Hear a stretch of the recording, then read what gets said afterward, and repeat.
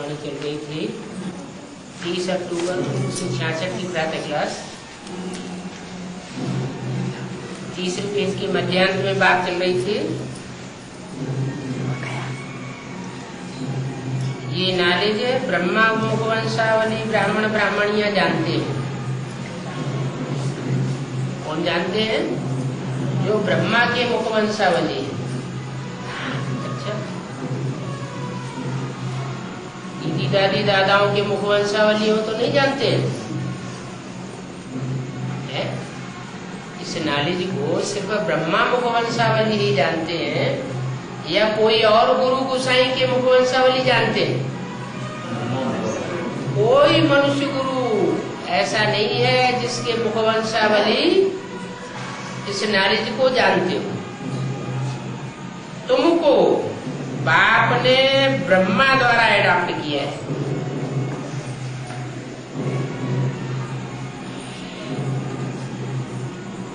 वो जो गुरु गोसाइयों के चेले होते हैं उनको वो गुरु गोसाई एडॉप्ट करते हैं। और तुमको किसने एडॉप्ट किया है? शिव बाप ने ब्रह्मा द्वारा एडॉप्ट किया है। ब्रह्मा द्वारा एडॉप्ट किया है। यहाँ ब्रह्मा कौन? ब्रह्मा ने तो शरीर छोड़ दिया। 68-69 में ही ब्रह्मा ने शरीर छोड़ दिया। फिर एडॉप्ट कैसे किया? उनको शरीर छोड़े हुए तो 32 और 5 38 साल हो गए। फिर तुम ब्रह्मा मुखवंशावली कैसे हुए? हैं? हैं? हाँ, ब्रह्मा ने भले शरीर छोड़ा तो जिस तन में भी प्रवेश करूंगा उसका नाम ब्रह्मा रखना पड़े। तो 76 में बाप का प्रत्यक्षता वर्ष मनाया। बाप तो जरूर कोई ब्राह्मण बच्चे के द्वारा ही प्रत्यक्ष होगा। तो जिस बच्चे के द्वारा प्रत्यक्ष होता है वो ही ब्रह्मा हो गया। कौन सा ब्रह्मा? जो यज्ञ के आदि में भी था, प्रजापिता ब्रह्मा। वही आत्मा तब थी 60 साल की, वानप्रस्थ अवस्था। वानप्रस्थ अवस्था में 40 साल और ऐड हुए तो 76 आया। 76-77 में संपूर्णता वर्ष मनाया गया।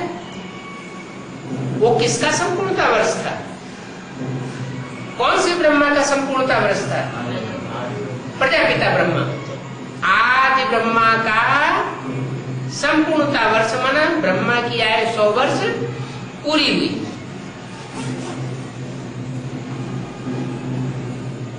और उस नए चोले में परमात्मा शिव ने प्रवेश किया, प्रत्यक्ष हुआ। जब प्रत्यक्ष हुआ तो एडवांस पार्टी निकली। एडवांस पार्टी के वत्सों के द्वारा बाप की प्रत्यक्षता हुई।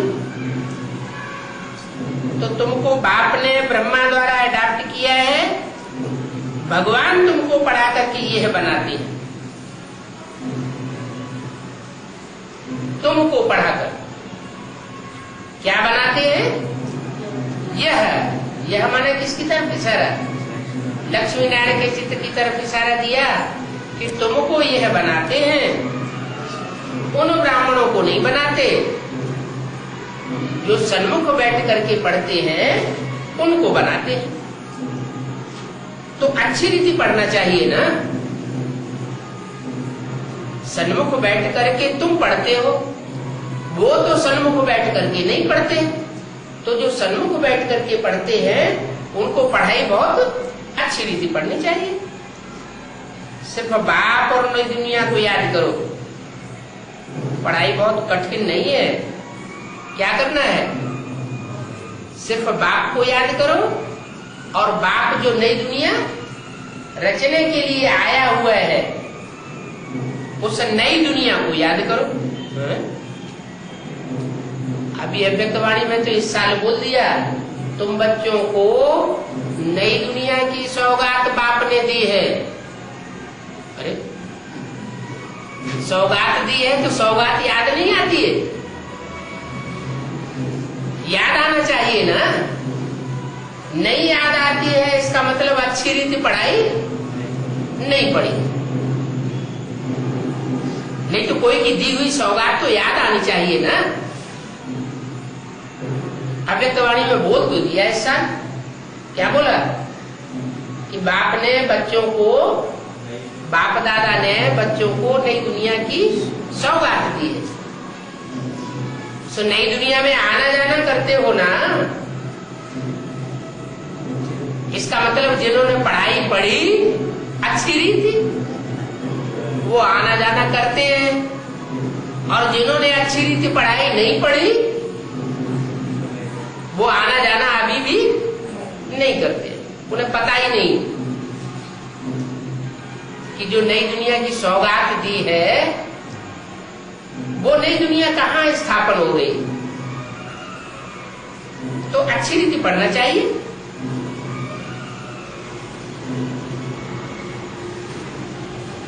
सिर्फ बाप को याद करना है और नई दुनिया को याद करना है,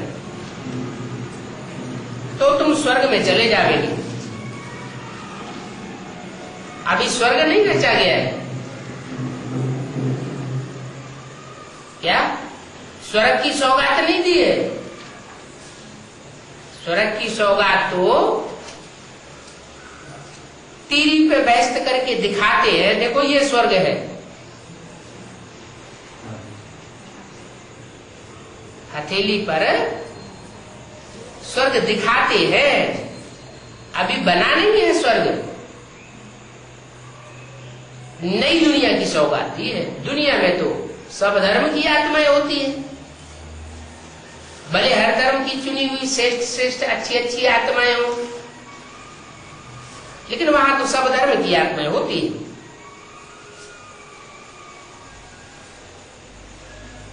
तो अगर तुम अच्छी रीति पढ़ेंगे तो स्वर्ग में चले जाएंगे, और बहुतों को पढ़ावेंगे तब जावेंगे। क्या क्या कहा? अगर अच्छी रीति पढ़ेंगे और बहुतों को पढ़ावेंगे तो राजा रानी बन सकते हैं। अगर खुद अच्छी रीति नहीं पढ़ेंगे, बहुतों को नहीं पढ़ावेंगे, तो स्वर्ग में तो जावेंगे, लेकिन राजा रानी नहीं बनेंगे।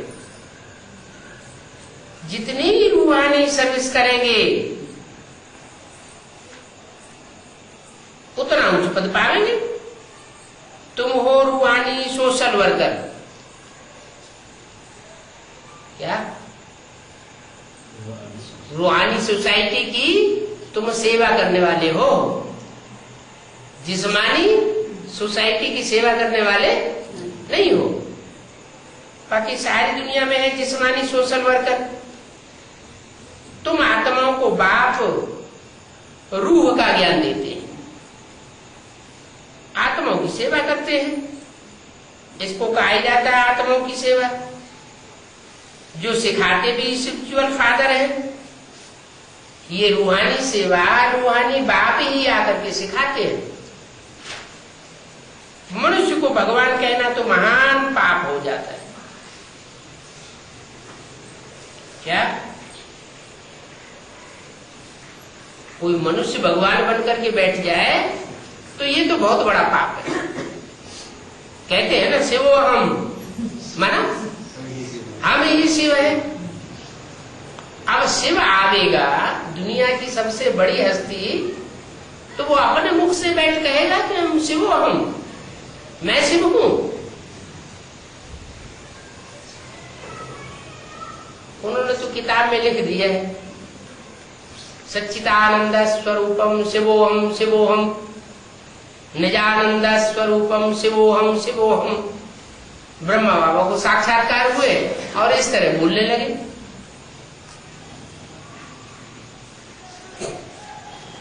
बाप कहते हैं जो अपन को अपने आप शिव कहते हैं वो बड़े से बड़े क्या है? हिरण्यकश्यप है। अभी बोला मनुष्य को भगवान कहना तो महापाप है। तो ये है मनुष्य से देवता बनने की पाठशाला। क्या ये पाठशाला कोई छोटी मोटी नहीं है। कैसी पाठशाला है? मनुष्य से देवता बनने की पाठशाला। इतना ऊंच पद और कोई पाठशाला में और कोई स्कूल में और कोई कॉलेज में इतना ऊंच पद मिलता नहीं है। बनेंगे भी जरूर।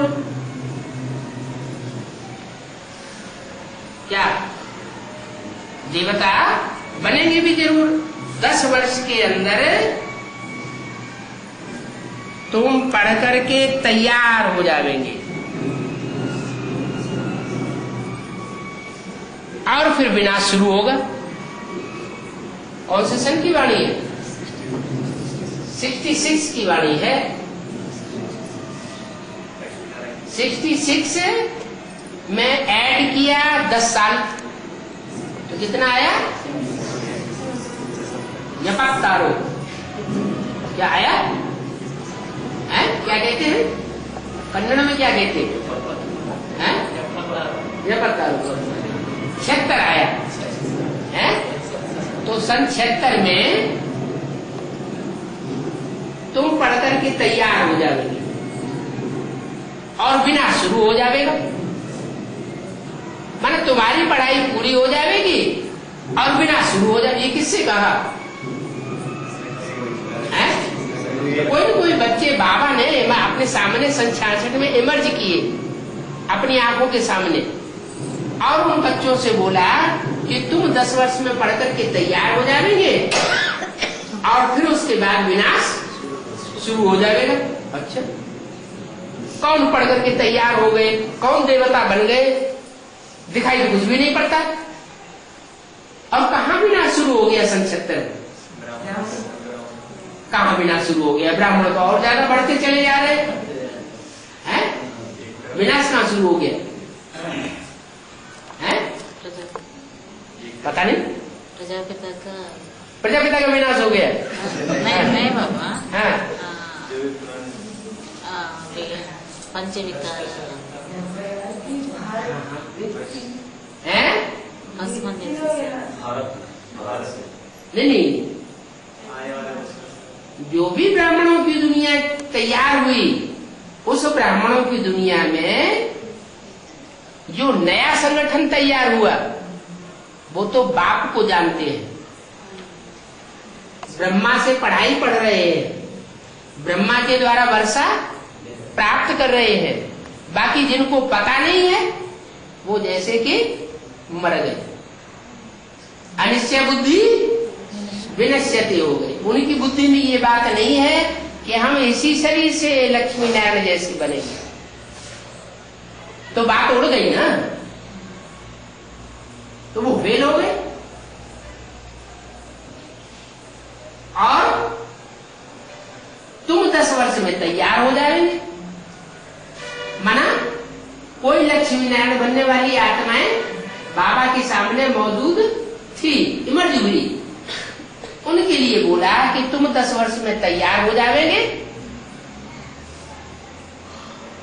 तुम्हारा संगठन तैयार हो जाएगा, तुम्हारी नई दुनिया तैयार हो जाएगी और फिर विनाश शुरू होगा। किसका विनाश शुरू हुआ? 500 करोड़ की दुनिया तो 700 करोड़ की बन गई। विनाश कहाँ हुआ? और ज्यादा बढ़ गई। अच्छा, ब्राह्मणों की दुनिया पहले जितने ब्राह्मण थे उससे ज्यादा और बन गए। हाँ, विनाश होने का मतलब ये है कि जो अनिश्चय बुद्धि आत्माएं बनती जा रही है अंदर अंदर, जैसे भक्ति मार्ग में चलते हैं ऐसे ही चलने लग पड़े, उनका निश्चय उखड़ चुका है, निश्चय उखड़ चुका, मन मर गए, मुर्दा होकर के चल रहे हैं। एक कान से ज्ञान सुनते हैं, जैसे भक्ति मार्ग में कथा सुनते हैं, एक कान से सुनते हैं दूसरे कान से निकाल लेते हैं। ऐसे ही वहां भी मुरली सुनते हैं, एक कान से दूसरे कान से निकाल देते। मुरली क्या कहती है, उसका क्या अर्थ है, कोई बुद्धि नहीं चलती। मुर्दा की बुद्धि चलती है क्या? मुर्दा की तो कोई बुद्धि नहीं चलती। तो विनाश शुरू होगा, बल विनाश शुरू होगा, तुम फिर भी स्वर्ग में जाओगे क्या? उन रावण कुंभकर्ण मेघनाथ जैसे ब्राह्मणों का विनाश होगा और तुम फिर भी स्वर्ग में जाओगे। कहते हैं राम गयो रावण गयो जिनको बहु परिवार, सो तो थोड़े ही रहते हैं, जो फिर अदल बदल होती रहती है। तुम फिर आवेंगे नई दुनिया स्वर्ग में, क्या? कहां आवेंगे? तुम आवेंगे स्वर्ग में। अब नई दुनिया स्थापन हो रही है। कब बोला? 66 में बोला अब नई दुनिया स्थापन हो रही है। इसका मतलब सन 76 में ब्राह्मणों की नई दुनिया तैयार हुई। वो नई दुनिया जो तैयार हुई,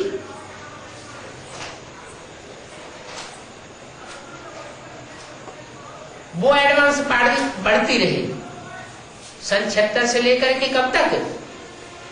2004-5 तक। कितने साल बढ़ी? 30 साल। अभी तीसरी मूर्ति के प्रत्यक्ष होने में 3 साल और पड़े, 33 साल हो जाएंगे। 100 साल का संगम युग है। 3 मूर्तियां हैं, तीनों मूर्तियों के कार्यकाल 30-33 साल के हो गए।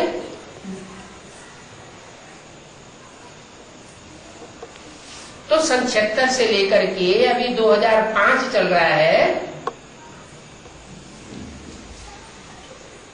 अभी ब्राह्मणों की एडवांस पार्टी में नई दुनिया का जो सॉलिड रूप है वो तैयार हुआ है या नहीं हुआ है? भले अव्यक्त वाणियों में बाबा ने के बोल दिया। क्या बोला? नई दुनिया की सौगात तुम बच्चों को बाप दादा ने दी है। माना तैयारी तो हो गई है, तैयारी हो गई है, नई दुनिया स्थापन भी हो चुकी है। अभी बाप आए हैं,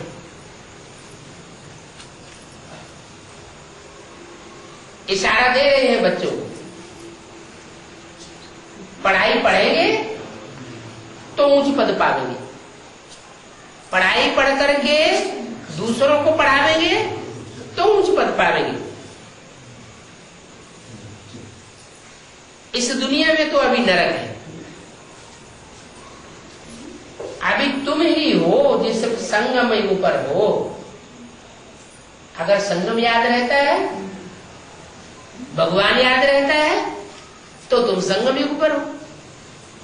बाप की याद नहीं रहती है, दुखी होने लगते हो, माया तंग कर देती है, ज्ञान के पॉइंट बुद्धि में से उड़ जाते हैं, तो संगम युग पर हो या नरक में हो? नरक में आत्माएं दुखी होती है। बाकी सब कलयुग में तुम संगम पर हो। तुम ना नरकवासी हो और ना स्वर्गवासी हो।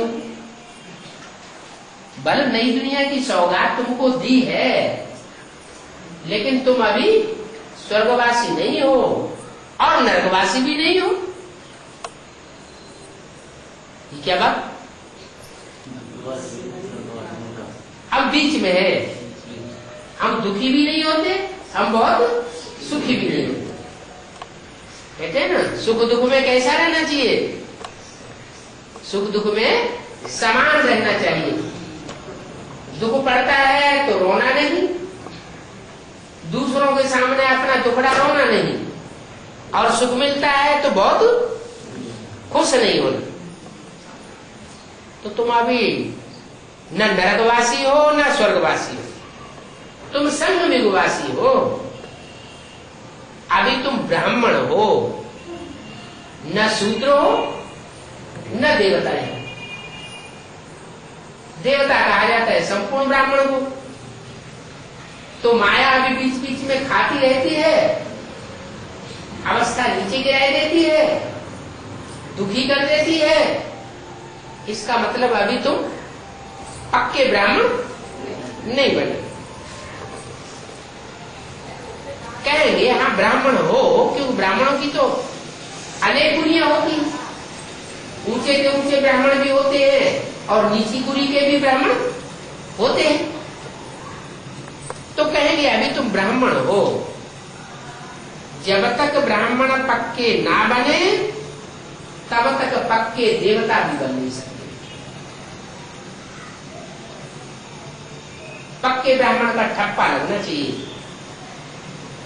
ब्रह्मा भगवान साहब ब्राह्मण ब्राह्मणी बने ना, अगर बनेंगे तो शिव बाबा से वर्षा ले सकेंगे, नहीं बनेंगे तो शिव बाबा से वर्षा इस जीवन में नहीं ले सके। बल सकते के दूसरे तीसरे चौथे जन्म में वर्षा मिल जाएगा, वो तो देवताओं से मिलेगा। लेकिन इस जन्म में जो बाप से डायरेक्ट पढ़ाई पढ़ रहे हो, सन्मुख बैठ करके, अगर पूरी पढ़ाई न पढ़ी,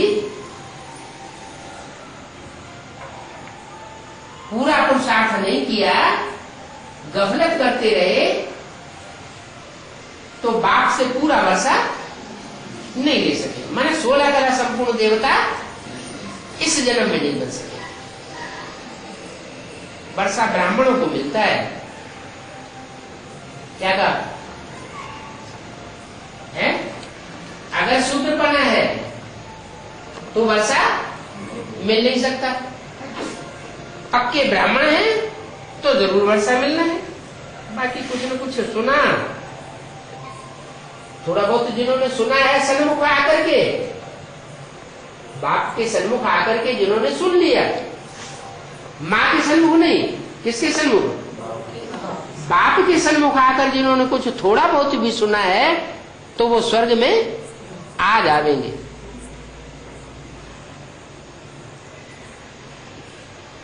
जितना याद करेंगे उतना आत्मा की खाद जलती जाएगी। कौन सी खाद होती है? आत्मा के अंदर कौन सी खाद है? देवान की, विकारों की, वो खाद जलती जाएगी। जैसे सोना होता है तो सोने में चांदी की खाद डाल देते हैं, तांबे की खाद डाल देते हैं, लोहा मिक्स कर देते हैं, तो उसकी कीमत, सोने की कीमत कम हो जाती है। तो ऐसे ही ये आत्मा, इसमें जैसे जैसे विकारों की खाद पड़ती जाती है, वैसे वैसे आत्मा की पावर कम होती जाती है।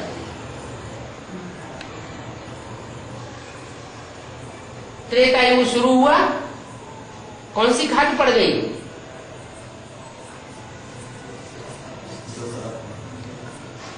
दो कला कम हुई। तो किस लिए कम हुई? जो ऊपर से आत्माएं आती हैं वो फेलियर आत्माएं आती है। क्या? पक्के ब्राह्मण नहीं बने, सेमी देवता बनते हैं वो। तो जो सेमी देवताएं ऊपर से आत्माएं उतरी, वो ढेर की ढेर तादाद में उतरती है। 8 करोड़। सतयुग में सिर्फ 2 करोड़ आबादी थी, उनमें भी पक्के ब्राह्मण सिर्फ 9 लाख थे। 9 लाख में अधूरे ब्राह्मणों की खाद पड़ती है, फिर भी सोना कहा जाता है। फिर त्रेता युग में चांदी की खाद पड़ती है, चांदी जैसी आत्माएं जिनकी कीमत बहुत कम, कहां सोना और कहां चांदी। सोना 5-6 हजार का कितना मिलता है? 10 ग्राम। और चांदी 8-10 हजार की कितनी मिलेगी? 1 किलो। तो बहुत फर्क पड़ गया। जब द्वापर युग शुरू होता है तो तांबे जैसी आत्माओं की खाद पड़ जाती है। इब्राहिम आए, क्राइस्ट आए, जो विचार फैलाने वाली आत्माएं हैं, जो क्रोधी आत्माएं हैं, क्रोध में आती है तो सारी दुनिया को एटम बमों से भून के रख देती। ऐसे ऐसे कामी और क्रोधी आत्माओं के संग के रंग में देवताओं को आना पड़ता है। तो संग के रंग की खाद पड़ जाती है। सोने में चांदी तांबा मिक्स किया जाता है ना, मिक्स किया गया माना संग का रंग लग गया। तो जितनी जितनी अग्नि को तेज करेंगे, सोने में से खाद निकलती है तो कब निकलती है? धीमी आग से खाद नहीं निकलती। कोई धीमी धीमी आग सारा दिन जलाता रहे सोने में, वो खाद उसकी अलग नहीं होगी। कब अलग होगी? जब तीखी अग्नि जलेगी। तो तीखी अग्नि के जोर से उसमें जो चांदी और तांबा मिक्स हुआ पड़ा है वो अलग हो जाएगा। ऐसे यहाँ कौन सी अग्नि है? यहाँ योगाग्नि है। तो ये योग अग्नि जितनी जितनी तीखी करेंगे, तीव्र अग्नि हो, माना उस अग्नि में भी दूसरों की याद मिक्स नहीं होनी चाहिए। अगर दूसरों की याद मिक्स हुई तो अग्नि तीव्र अग्नि नहीं कही जाएगी। इसलिए बाबा कहते हैं माम एकम याद करो तो तुम्हारी खाद निकलेगी। अगर एक कम की जगह दूजम को भी याद किया तो खाद नहीं निकले, हो सकता है और ही चढ़ जाए। तो अभी क्या हो रहा है? अभी अवस्था नीचे गिर रही है या ऊपर उठ रही है? नीचे गिर रही है। ये क्या बात हो गई? इतने दिनों से पढ़ाई पढ़ रहे हैं, अवस्था नीचे गिर रही है? इसका मतलब क्या किया है? दूसरों की खाद मिक्स कर ली, माने दूसरों का संग का रंग बुद्धि में ज्यादा लगाया है। और बाप जो बोलते हैं माम एकम याद करो, वो एकम की याद बहुत थोड़ी टिकी। तो एकम की याद बहुत थोड़ी टिके और दूसरों की याद में हम ज्यादा टाइम गवाया। तो पाप का बोझा बढ़ेगा या घटेगा? बढ़ गया। अब क्या करना है? अब एक को याद करना है। कैसे करेंगे? इतने साल में तो कर नहीं पाया है? क्या एकांतवासी हो जाएंगे? एकदम माउंट आबू में चले जाएंगे क्या?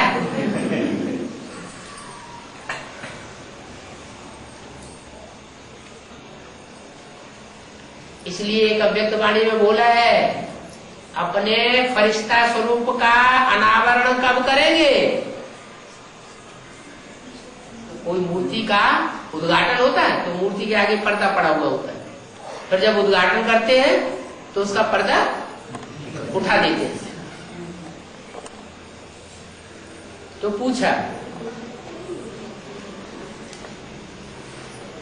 ब्राह्मण से फरिश्ता बनना है ना, इस फर्श की दुनिया वालों से रिश्ता तोड़ना है या और नए नए रिश्ते जोड़ना है? क्या करना है?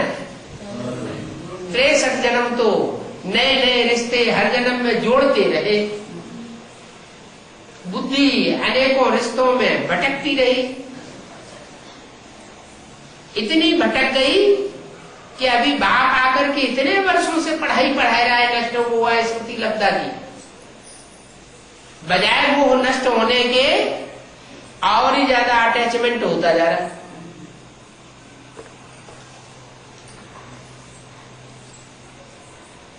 तो नष्ट हुआ कैसे बनेंगे?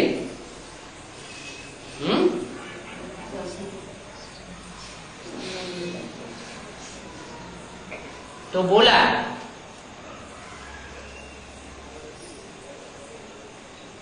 अपने फरिश्ता स्वरूप का अनावरण कब करेंगे? धर्मराज को बुलावे क्या है? जब धर्मराज आवेगा, चीफ जस्टिस होता है ना, चीफ जस्टिस को बुलावेंगे क्या? चीफ जस्टिस कौन है? हमारी ब्राह्मणों की दुनिया का चीफ जस्टिस कौन है? हाँ, धर्मराज।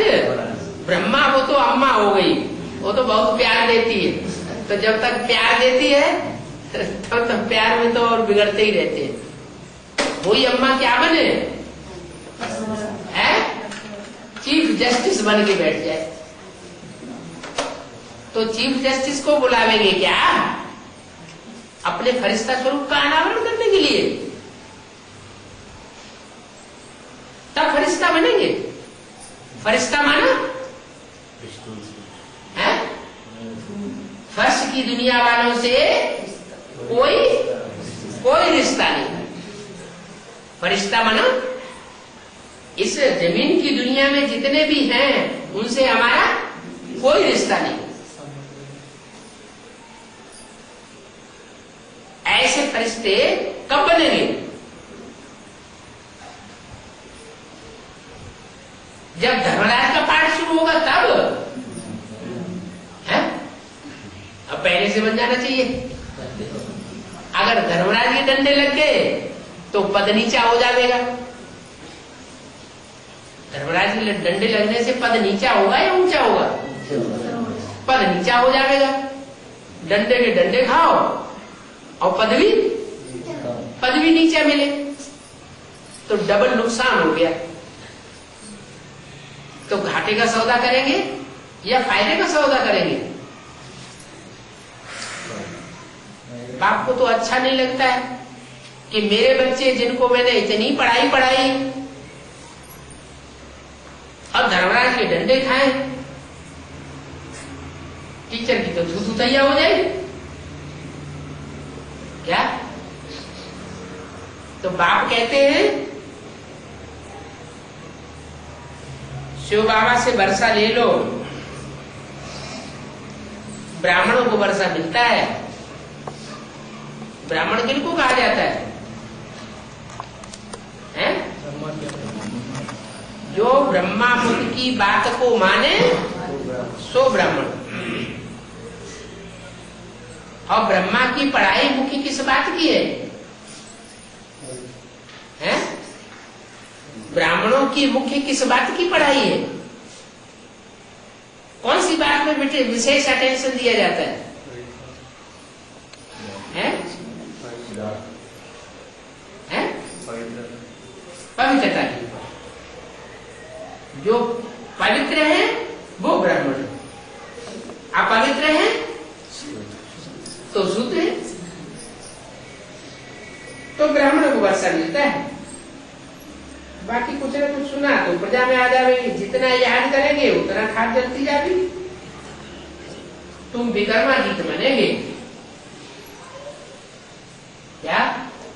जब सारी खाद आत्मा की जल जाएगी तब तुम विकर्मा जीत मानो विकर्मों के ऊपर, विपरीत कर्मों के ऊपर जीत पालेंगे। विपरीत कर्म मानो श्रीमत के बरखिलाफ जो कर्म है, जो हम 63 जन्म से करते चले आए हैं, उन पाप कर्मों के ऊपर हम जीत पा लेंगे। हमसे पाप कर्म नहीं होंगे जब हम पक्के ब्राह्मण बन जाएंगे। अभी तो घड़ी घड़ी देवभान में आते रहते हैं, देवभान में आने से माया हमसे पाप कर्म करा देती। पाप कर्म नहीं होंगे, विकर्माजीत बनेंगे तो तुम स्वर्ग में चले जाओगे।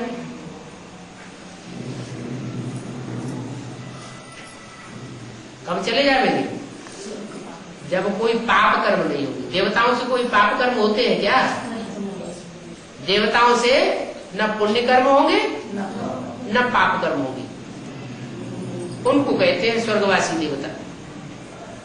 न वो पुण्य कमाते हैं न वो पाप कमाते हैं। और अभी हम क्या कर रहे हैं? हम श्रीमत पर चल करके पुण्य बहुत थोड़ा कमाए रहे हैं और माया के चपेटे में आकर के पाप ज्यादा कमा रहे हैं।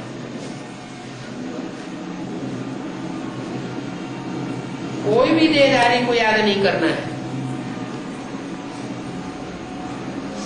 कोई भी देहधारी को। अरे जो 63 जन्म के ज्यादा नजदीकी होंगे उनको तो याद करना ही पड़ेगा ना। 63 जन्म लिए हैं तो 63 जन्म में कोई न कोई तो बहुत ज्यादा नजदीकी रहे होंगे। कैसे पता चलेगा?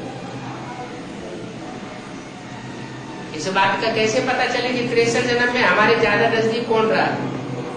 याद आती है? याद आती। हाँ, इस संगम युगी ब्राह्मण जन्म में जो ज्यादा हमारा पीछा करता है, जिससे हम पीछा छुड़ाना चाहते हैं फिर भी पीछा छूटता नहीं, उसकी याद आ ही जाती है। क्या उन्होंने फिल्म बनाने वालों ने गीत बना दिया। क्या गीत बनाया है? जिन्हें हम भूलना चाहें वो अक्सर याद आते हैं। 1-2 बार याद नहीं आते, अक्सर करके बार बार याद आते हैं। तो क्या करें बार बार याद ना आए? उनसे कैसे पीछा छुटाएं? हैं? घड़ी घड़ी धर्मराज को याद करना।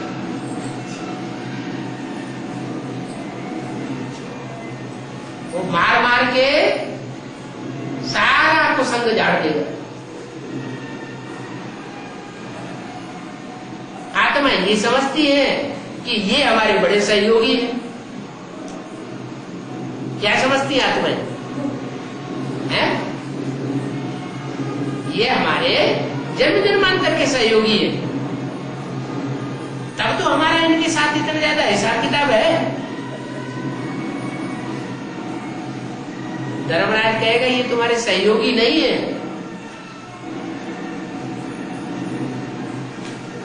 ये तुमको जन्म जन्मांतर नीचे गिराने वाले। इस दुनिया में ऊंचा चढ़ाने वाला कोई नहीं, सब नीचे गिराने वाले। ऊंचा चढ़ाने वाला सिर्फ एक बाप है जो इस सृष्टि पर अंत में आता है। इसलिए वो कहता है माँ में कम याद करो। मुझे याद करेंगे तो तुम्हारे पाप भस्म होंगे, पाप भस्म होंगे तो पुण्य का खाता भारी हो जाएगा। तराजू होता है ना, तराजू में एक पलड़े में पाप रखे जाएं, एक पलड़े में पुण्य रखे जाएं, तो पुण्यों का खाता भारी तब होगा जब पाप कर्म पाप की याद से सारे भस्म हो जाए। या तो याद से भस्म होंगे, नहीं तो धर्मराज के दंडों से भस्म होंगे। याद से भस्म हो जाए उसमें फायदा ही फायदा है, पद भी ऊंच बनेगा। इसलिए याद जो है वो याद का प्रोग्राम कभी छोड़ना नहीं चाहिए। ज्ञान और योग ये दोनों चीजें जो हैं, जहां कहीं भी संगठन क्लास लगता हो तो संगठन क्लास जरूर अटेंड करना चाहिए। वहां सब मिलकर के बाबा की याद में बैठते हैं। इकट्ठे होकर के बाबा की याद में बैठेंगे तो स्मृति की डोरी सारी एक के साथ जुटेंगी जाके,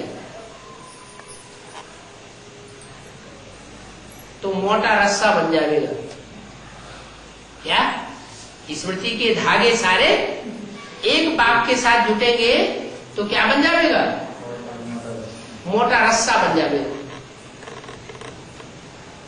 उसे दुनिया में कोई तोड़ नहीं सकेगा। और अकेले अकेले घर में बैठ करके याद करेंगे तो माया आराम से तोड़ती रहती है।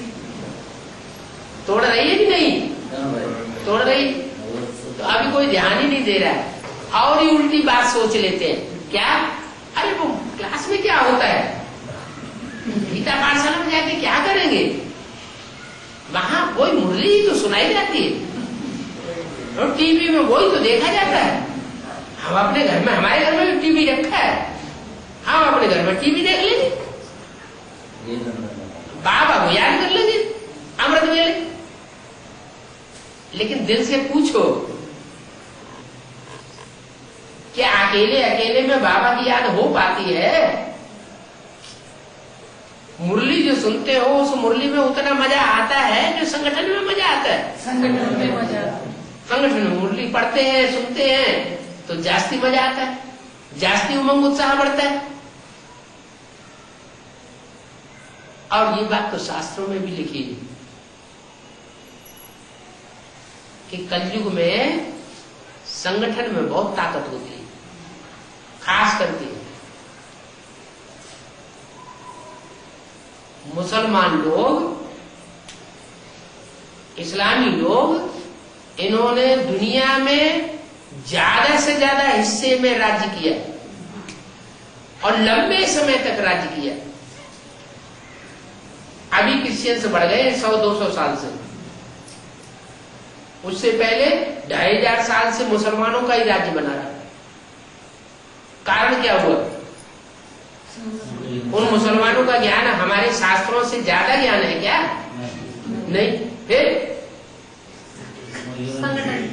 उनकी बुद्धि का योग जो है, सारे मुसलमानों की बुद्धि का योग दुनिया के किसी भी हिस्से में रहेंगे, उनका बुद्धि का योग मक्का मदीना में लगा होता है।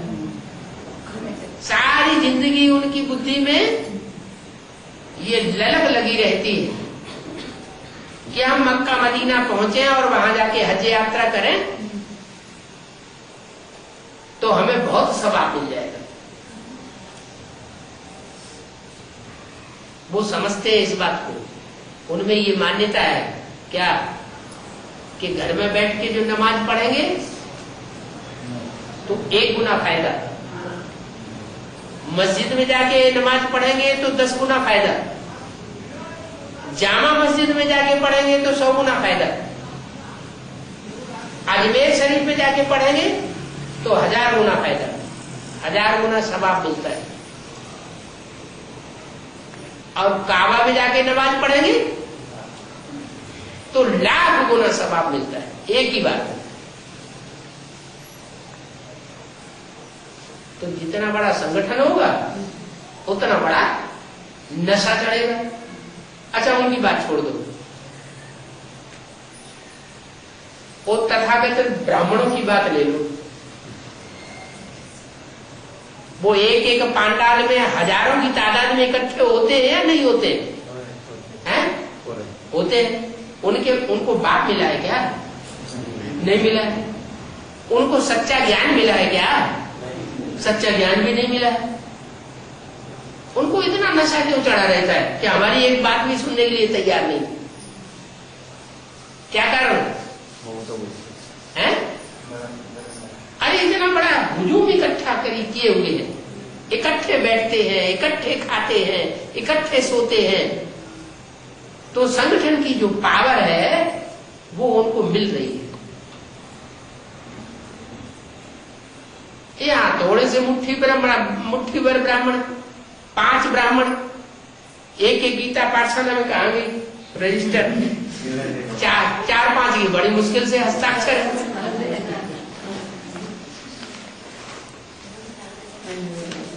है। कितने के हस्ताक्षर है? संगठन क्लास में एक कनक दुर्गा माता, दूसरी वेंकट लक्ष्मी माता, तीसरी तुलसम्मा माता, चौथी नागम्मा माता और 5वें कोटेश्वर राव भाई। वो संगठन का हिसाब है, संगठन क्लास है, रोज का नहीं, संगठन का रोज बस है। एक कनक दुर्गा माता, माता जी के पिताजी भी गए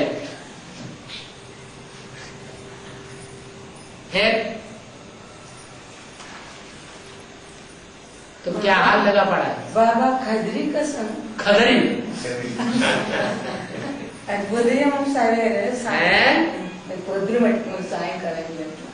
कदरी में भी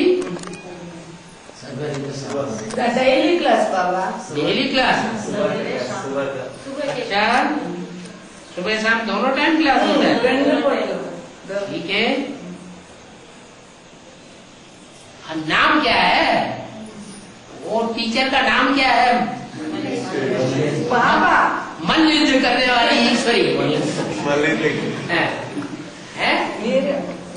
क्यों भाई से मल्ल युद्ध होता रहता है क्या? उदय में 1 घंटा बाबा है, शाम का 1 घंटा, शाम को 1 घंटा क्लास होता है। आधा घंटा याद, आधा घंटा मल्ली ठीक है। मुरली एक जगह की बात नहीं है, ऑल इंडिया में ऐसे ही चल रहा है क्या?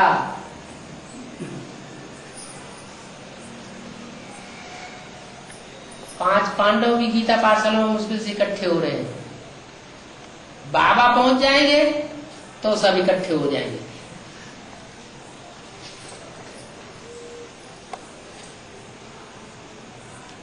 तो संगठन के हिसाब से डब्बा गोल होता जा रहा है। क्यों? ये यूनिटी क्यों नहीं बन रही है?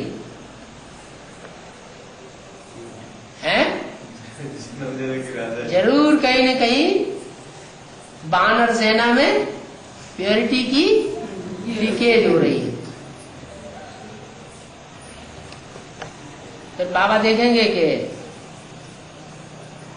नहीं सुधर रहे हैं तो फिर बाबा पाला बदल लेते हैं। क्या पहले भी बेसिक नॉलेज में क्या किया?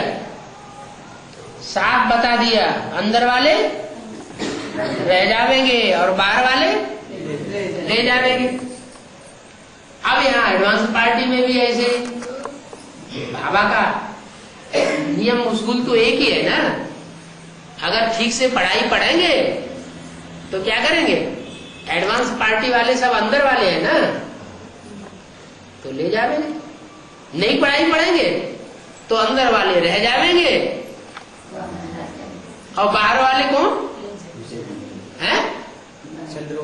बीके में से जो निकलेंगे, जो बीके में से निकलेंगे आगे चल के निकलने तो है ना। है विजयमाला निकलेगी कि नहीं निकलेगी? क्या इशारा दिया उसके लिए? विजयमाला निकलेगी उसके लिए मुरली में क्या इशारा दिया है? एक रानी मक्खी निकलेगी तो उसके पीछे पीछे सारा झाड़ जाएगा। तो संगठन की ताकत निकल आएगी बाहर। फिर क्या हुआ? अंदर वाले रह जावेंगे और बाहर वाले चंद्रवंशी ले जावेंगे। ये तो बहुत बात हो गई है।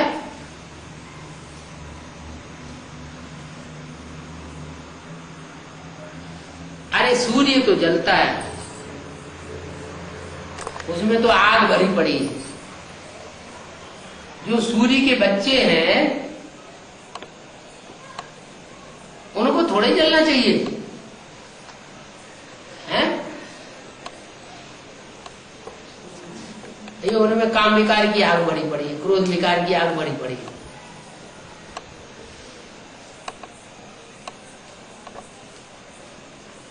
इसलिए फिर बोल दिया, क्या बोला है? बोला है रुद्रमाला पहले तैयार तो होती है, लेकिन रुद्रमाला का पूजन नहीं होता।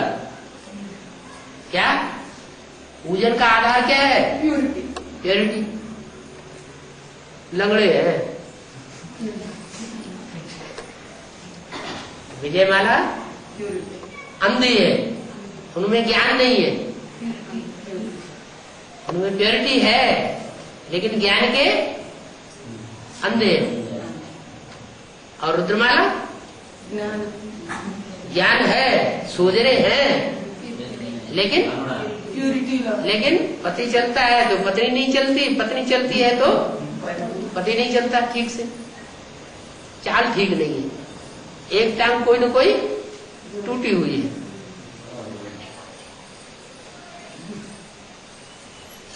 रुद्रमाला का चाहे बढ़िया से बढ़िया मणका हो, चाहे प्रजापिता ही क्यों न हो, क्या एक बढ़िया चलेगा तो दूसरा डब्बा कोट करता है। क्या तीन टांग की दौड़ देखिए, दो इकट्ठे होते हैं, उनकी एक एक टांग बांध दी जाती है। क्या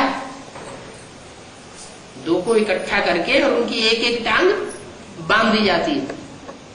एक टांग से एक की एक टांग, दूसरे की दूसरी टांग और बांध देते हैं। फिर कहते हैं दौड़ो। तो क्या करना पड़ेगा? है जो दौड़ने वाले हैं उनको साथ साथ टांग उठानी पड़े ना। जितना एक दौड़ता है उतना ही फिर दूसरे को भी दौड़ना पड़े, तभी तो दौड़ में आगे जाएगा, नहीं तो पीछे रह जाएगा। ये भी गृहस्थी की गाड़ी है। गृहस्थी की गाड़ी में एक पहिया जहां का तहां घूमता रहे,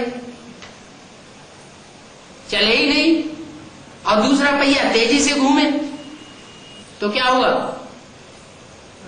है? गाड़ी आगे जाएगी या एक जगह रुक जाएगी? है? आगे नहीं जाएगी ना, एक ही जगह घूमती रहेगी। तो इसलिए बोल दिया कि रुद्रमाला के मणके बाद में विजयमाला में ऐड किए जाएंगे।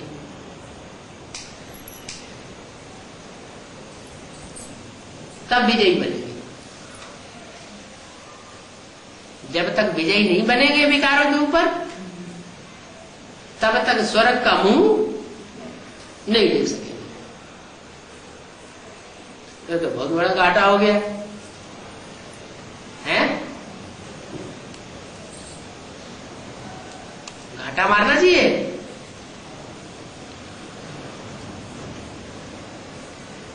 बाप मिला है तो फायदे के लिए मिला है या घाटा मारने के लिए मिला है? फायदे के लिए मिला है तो फायदा लेना चाहिए ना।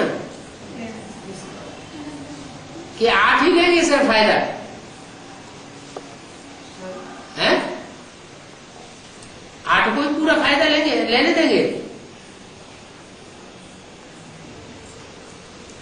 ओम शांति। 10 मिनट कम, 10 मिनट में किसी को कुछ पूछना करना हो तो पूछ लो।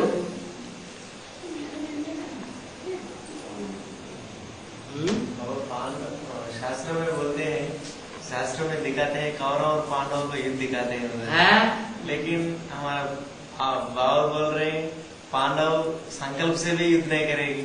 हाँ, संकल्प से भी युद्ध नहीं करते नहीं है क्या? लेकिन बाबा बोलते हैं ना, लेकिन बाबा बोलते हैं, लेकिन जब पक्के पांडव बनेंगे तभी तो नहीं करेंगे। अच्छा ठीक। अभी पक्के पांडव बने हैं क्या? नहीं, अभी वाचा से भी युद्ध करने लग पड़ते हैं, संकल्प से। संकल्पों से भी युद्ध करने लग पड़ते हैं। अभी तक ये खबर नहीं आई है कि किसी एडवांस पार्टी वाले ने बाहुबल चला दिया हो। बेसिक वालों ने बाहुबल चलाया है एडवांस वालों के ऊपर। तो चलो इतनी ही गनीमत। बाकी युद्ध तो कर रहे हैं ना। जब बिल्कुल युद्ध न करें, अपने सुधार में लग जाए, तो दुनिया अपने आप सुधरेगी। हम लक्ष्मी नारायण बन जाए, जैसे बन जाएंगे, तो हमारे सामने कोई विरोध करने वाला आएगा ही नहीं।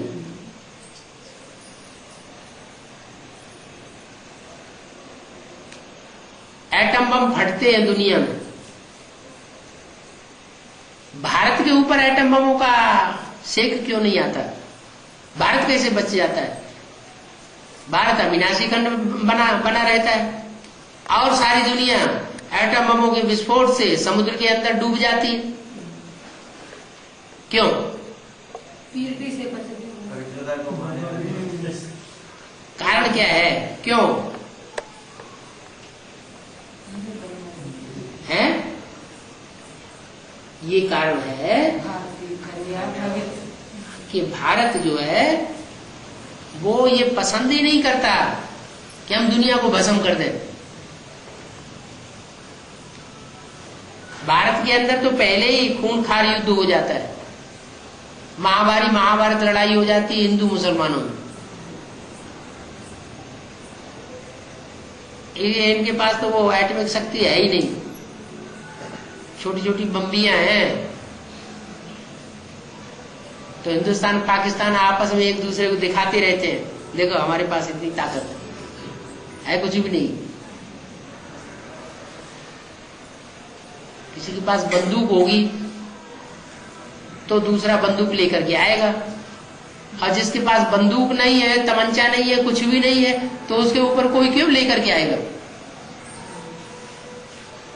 इसलिए भारत के पास एटॉमिक एनर्जी नहीं है, तो भारत के ऊपर एटम बमों का विस्फोट होना भी नहीं है। और